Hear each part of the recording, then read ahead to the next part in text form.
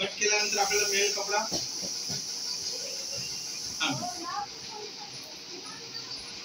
आला नाही ना, ते मॅम तुमच्याकडे. तर आता हे माप आहे, यासाठी दिलेलं माप पण मॅडमकडे आहे. तर मापांच्या भानगडीत पडू नका, आणि एकदम सोपी पद्धत सांगतो. माप बीप मोजायला एकदा तर जास्त त्रास होईल, मग वाटेला 2 रुपये खूप कमी आहे की नाही. त्यापेक्षा आता याला अल्टी पलटी नाही मारायची.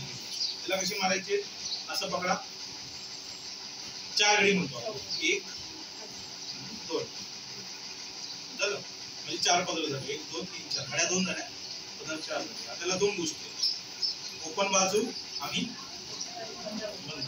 ठीक आहे, आपल्याला एवढंच पाळायचंय.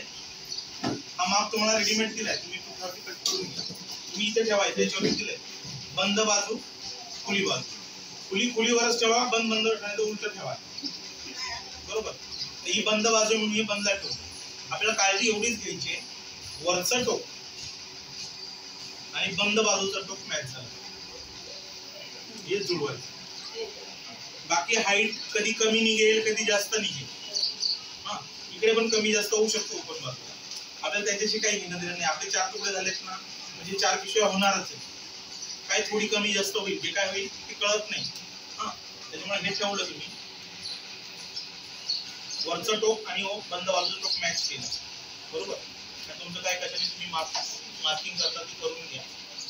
पहिले कट करून घ्या, नंतर एकत्र शिवायला बसा. घरी कसे तुम्हाला करता येईल. हे माप पेपरवरती किंवा कुठल्यावरती कट करून घ्या. आता मी कट करून दाखवतो.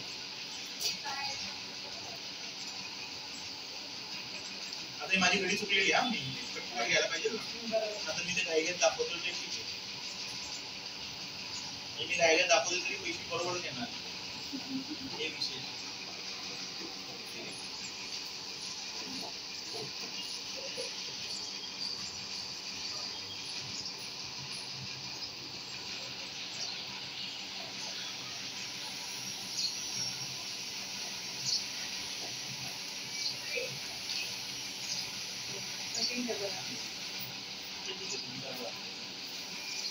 काय तुझ्याकडे शिकलो नाही ना,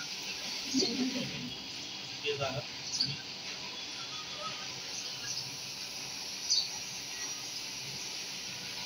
आलं तुमचं माप. आता फक्त शिलाई मारायची. हे ओपन केलं, बरोबर, इथून एक शिलाई मारायची आणि इथून एक शिलाई मारायची. लक्षात, बंद बाजू आहे त्याच्यामुळे इकडे शिलाई मारायची गरज नाही.